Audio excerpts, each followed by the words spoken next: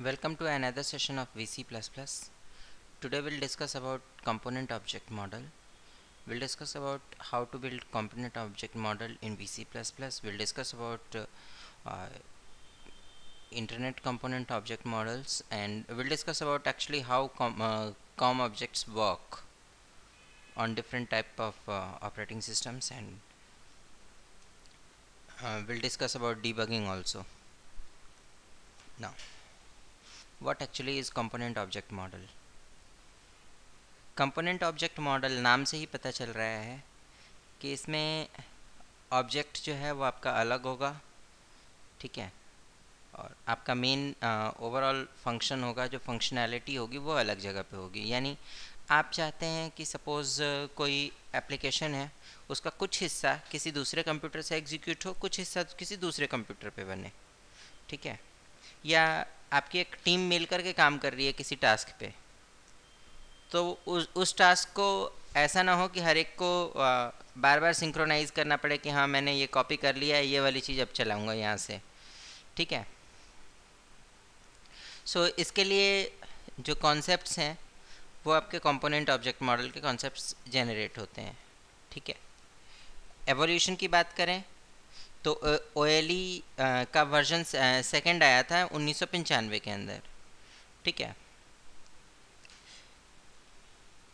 Component object model की बात करें तो इसका बस सिंपल सा एक कॉन्सेप्ट होता है कि आपके पास कुछ काम होते हैं जो कि एक कॉमन प्लेटफॉर्म पे, कॉमन लोकेशन पे हो रहे होते हैं, और कुछ चीज़ें जो हैं वो किसी दूसरे सिस्टम पे हो रही होती हैं, या वो आपको हर एक अलग अलग जगहों पे चाहिए हों। तो इसमें हम इसमें दो पार्ट्स में हम एप्लीकेशन को डिवाइड करते हैं। एक एप्लीकेशन पार्ट आपका होता है सर्वर का, दूसरा एप्लीकेशन पार्ट आपका क्लाइंट होता है। सो कॉम सर्वर जो आपका होता है ये किसी भी सर्विस के लिए सर्व कर सकता है किसी एक सिस्टम से। जो कॉम क्लाइंट्स हैं वो इससे कम्युनिकेट करते हैं, और कम्युनिकेट करके रिक्वेस्ट देते हैं कि मुझे ये चीज़ चाहिए, and then that get the service. COM architecture की बात करें तो इसके अंदर हमें बेसिकली तीन चीज़ें समझने की ज़रूरत है: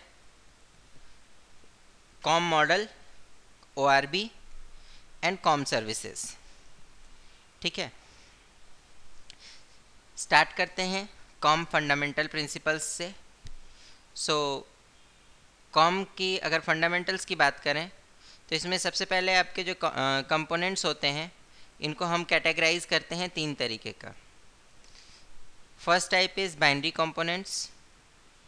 कोई भी प्रोग्राम इसमें कोई भी प्रोग्रामिंग लैंग्वेज यूज़ हो सकती है, इसमें किसी भी लोकेशन पे आपका एप्लीकेशन रखा जा सकता है, ठीक है।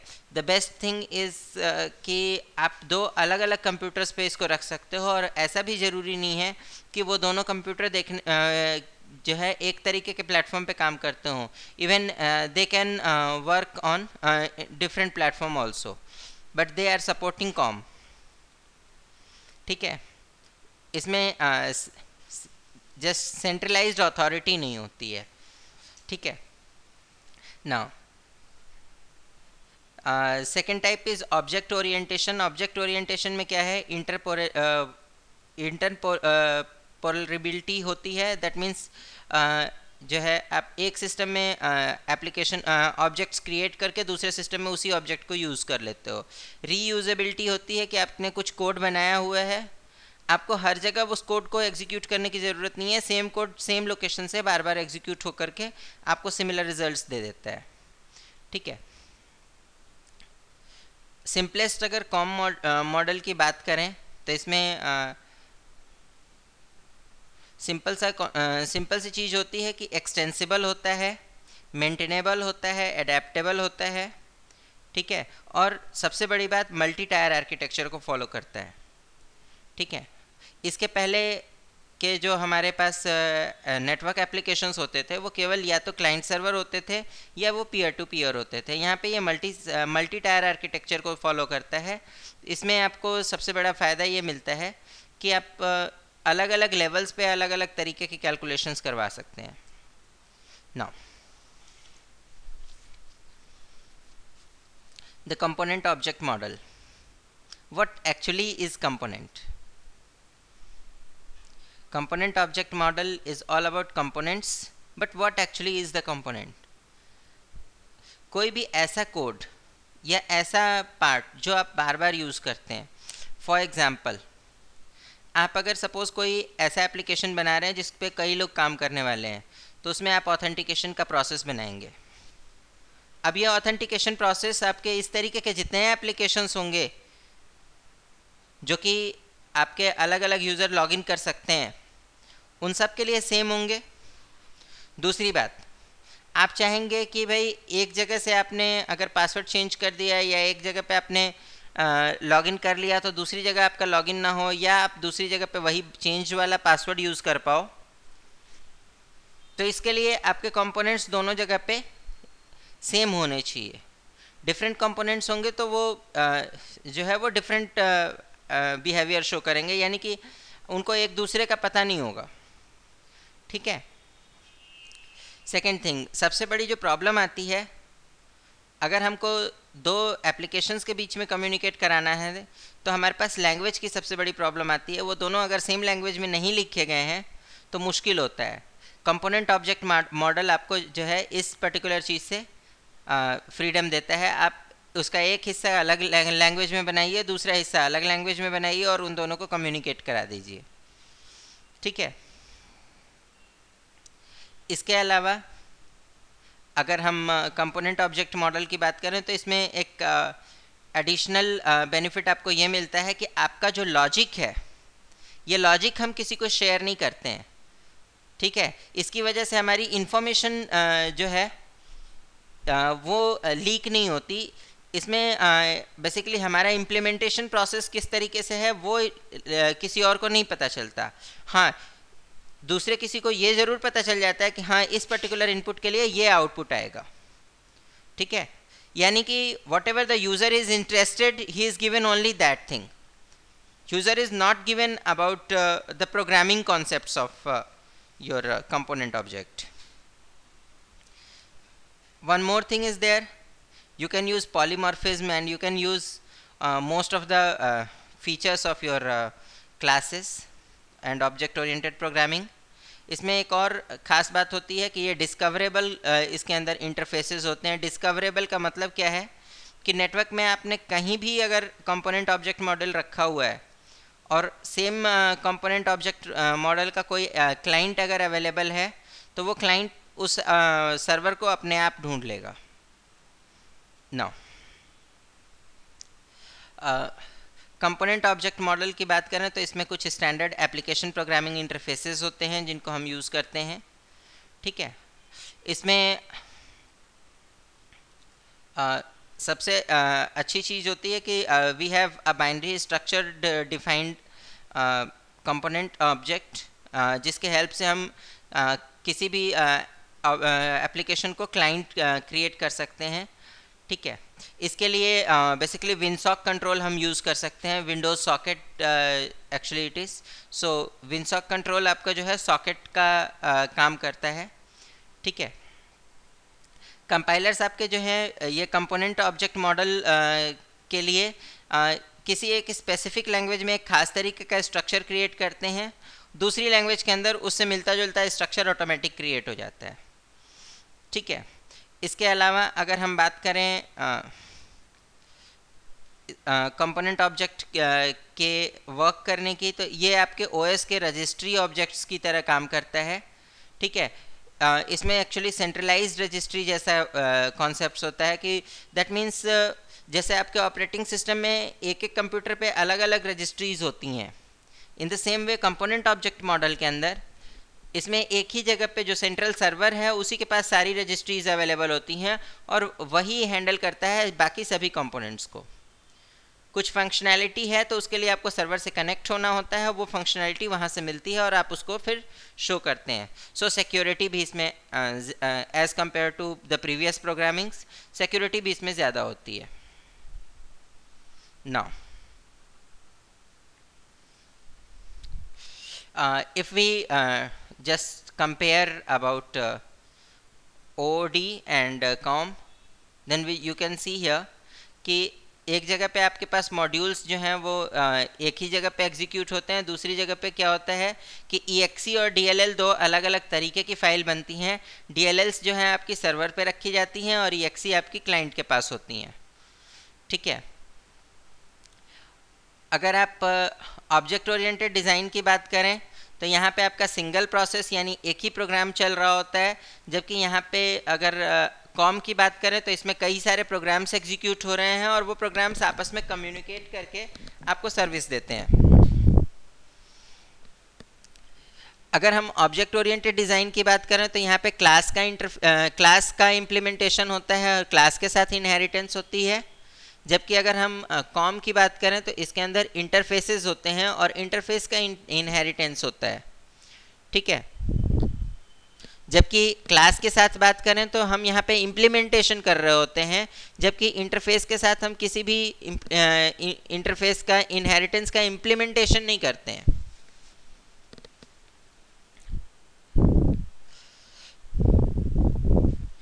अगर हम क्लास की बात करें तो यहाँ पे आपको हर ऑब्जेक्ट के साथ क्लास की पूरी डेफिनेशन एक साथ मिल जाती है, जबकि अगर हम कॉम की बात करें तो यहाँ पे आप जिस पर्टिकुलर कंपोनेंट ऑब्जेक्ट से कनेक्ट होते हैं केवल उसी को वो सर्विस मिलती है, बाकियों को नहीं मिलती। ठीक है, साइमल्टेनियस कनेक्शन आपके जो है पर ऑब्जेक्ट बेसिस पे कॉम के अंदर होते हैं, यानी कई सारे ऑब्जेक्ट्स इकट्ठे कनेक्ट हो सकते हैं, जबकि अगर हम क्लास की बात करें तो क्लास के अंदर एक ही क्लाइंट एप्लीकेशन जो है वो खुद में काम कर रहा होता है, ये दूसरे किसी सिस्टम से नहीं कम्युनिकेट कर रहा होता है। या अगर हम दूसरे ढंग से बात करें तो 1:1 रिलेशनशिप आपका होता है ऑब्जेक्ट ओरिएंटेड के अंदर, जबकि कंपोनेंट ऑब्जेक्ट के अंदर अगर बात करें तो इसमें many-to-many रिलेशनशिप होता है। ठीक है,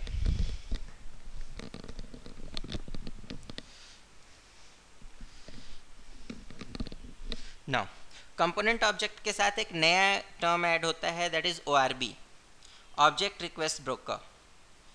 ऑब्जेक्ट रिक्वेस्ट ब्रोकर क्या चीज़ है?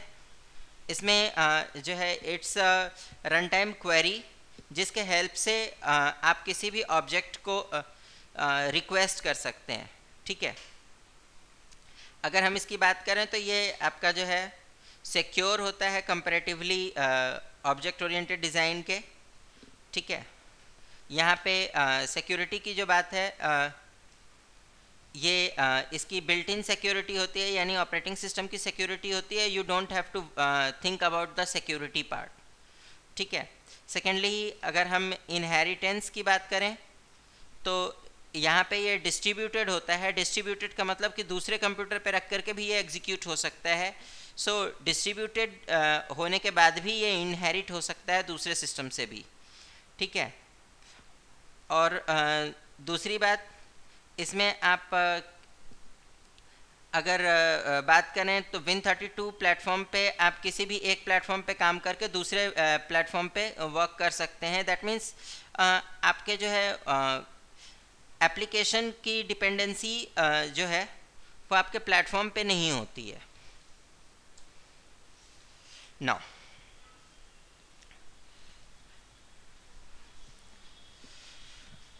ORB आपका काम कैसे करता है?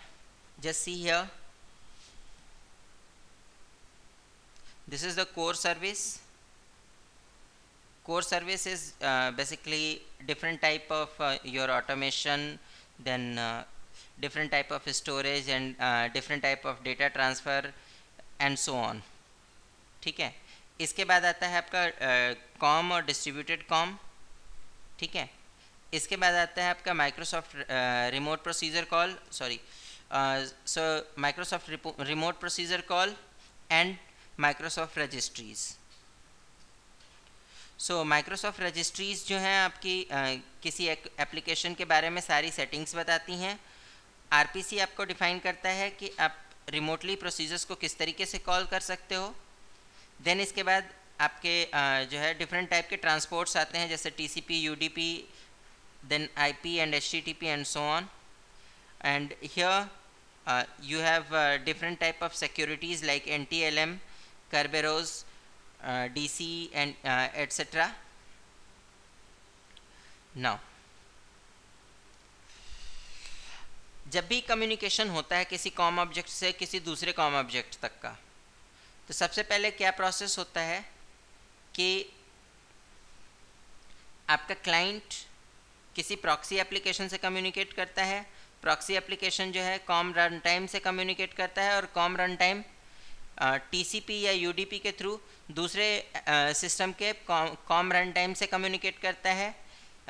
एक्चुअली टीसीपी के कम्युनिकेट होने के साथ साथ आपकी जो है बाकी कुछ प्रोटोकॉल्स हैं वो भी कम्युनिकेट होती हैं, ठीक है। जैसे SPX and IPX is there, HTTP is there, net BUI is there.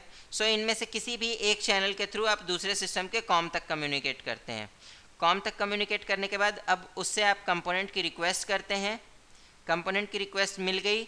अब रिक्वेस्ट का रेस्पॉन्स जो आएगा, अगेन जिस चैनल से आपने भेजा था उसी चैनल से आपके पास रेस्पॉन्स अवेलेबल होगा, और आपको ऐसा फील होगा कि जो कंपोनेंट आप एक्चुअली एक्सेस करना चाहते थे वो दूसरे कंप्यूटर पे ना होके वो आप ही के पास था। Now here comes the issue of security. So security के लिए यहाँ पे आपके पास डिफरेंट मेथड्स होते हैं, जैसे NTLM we have discussed. NTLM security के अंदर क्या होता है कि आपको रन टाइम में यहाँ से पासवर्ड की रिक्वेस्ट की जाती है, यूज़र नेम पासवर्ड आप सेंड करते हैं, और आपके यूज़र को जितनी परमिशन होती है उस हिसाब से आपको जो है कंपोनेंट की एक्सेसिबिलिटी दे दी जाती है। इसी तरीके से दूसरा मेथड होता है आपका SSL सर्टिफिकेट का। SSL सर्टिफिकेट एक खास तरीके की एनक्रिप्शन टेक्निक है जिसके हेल्प से रन टाइम में आपका एक सर्टिफिकेट डिफाइन होता है और उसी से आप कम्युनिकेट करते हैं। There is anti-Kerberos, it's basically Microsoft authentication method. There is Radius also of the same type. Now just see how actually the component is connected to the client. Here client is requesting for this component, ठीक है। So इस बीच में क्या क्या चीज़ें आ गई, सबसे पहले आपका आया कॉम रन टाइम क्लाइंट की साइड का, इसके बाद इसके security providers RPC। Now security provider communicate किया दूसरे साइड के सिक्योरिटी प्रोवाइडर से यूजिंग LPC। LPC से जब कम्युनिकेट करके सिक्योरिटी प्रोवाइडर तक कम्युनिकेट कर गया, अब सिक्योरिटी प्रोवाइडर ने कह दिया कि yes this connection is secure. अब इसके बाद RPC के हेल्प से आपका कॉम ऑब्जेक्ट रन टाइम दूसरे साइड के कॉम ऑब्जेक्ट कंपोनेंट के साथ कनेक्ट होगा, ठीक है। अब ये जो लोकल चैनल था इसको भी हम अगर डिस्ट्रीब्यूट करें तो here comes the protocol stack. Protocol stack के बाद आपका जो है डीकॉम नेटवर्क प्रोटोकॉल आ जाती है, ठीक है। डीकॉम नेटवर्क प्रोटोकॉल क्या है? It's a protocol just that is used to access the component on remote computers। अगर आप लोकली काम कर रहे हैं तब तो आप LPC से कम्युनिकेट करेंगे, अगर आप रिमोटली काम कर रहे हैं तो आप डीकॉम के हेल्प से कम्युनिकेट करेंगे। Now accessing a COM service, here you see, अगर आपको सेम प्रोसेस के अंदर कॉम सर्विस की रिक्वायरमेंट है, so you will access it like a local server, okay। So you will directly communicate to the component, and after communicating this component you will get response, ठीक है। अगर एक machine से दूसरी machine पे communicate करना है तो आप उसके करस्पॉन्डिंग प्रोसेस से यानी authentication process and then RPC से कम्युनिकेट करके तब अगले साइड के कॉम से कम्युनिकेट करेंगे और ये कॉम आपके कंपोनेंट से कम्युनिकेट करेगा, ठीक है। नाउ कंपोनेंट ऑब्जेक्ट मॉडल की लिमिटेशंस, अगर लिमिटेशंस की बात करें तो कंपोनेंट ऑब्जेक्ट मॉडल की लिमिटेशन ये है कि इसमें आपकी जो पुरानी लैंग्वेजेस थी वो सपोर्टेड नहीं है, लैंग्वेज का आपको कॉम सपोर्ट करना ज़रूरी है। That means you can use VB 6.0, VC++ और Java, you can not use C, ठीक है। दूसरी बात, कॉम को यूज़ करने से पहले आपको नेटवर्किंग के काफ़ी सारे कॉन्सेप्ट्स पता होने चाहिए। अगर आपको वो चीज़ें नहीं पता हैं तो it is very difficult to use, ठीक है। इसके अलावा कॉम जो है ये वैसे तो रॉबस्ट है, ठीक है, डिप्लॉयमेंट भी इसका आसान है, बट इसमें लोड बैलेंसिंग का कॉन्सेप्ट नहीं है। लोड बैलेंसिंग का कॉन्सेप्ट नहीं होने की वजह से अगर सेम कंपोनेंट की रिक्वेस्ट अगर कई सारी लोकेशन से एक साथ आ जाती है तो यहाँ पे आपको डिनायल ऑफ सर्विस मिलता है, ठीक है। Now there is one small task for you, explain ActiveX control, and secondly what is component object model, and explain with example. That's all for the session. Thank you.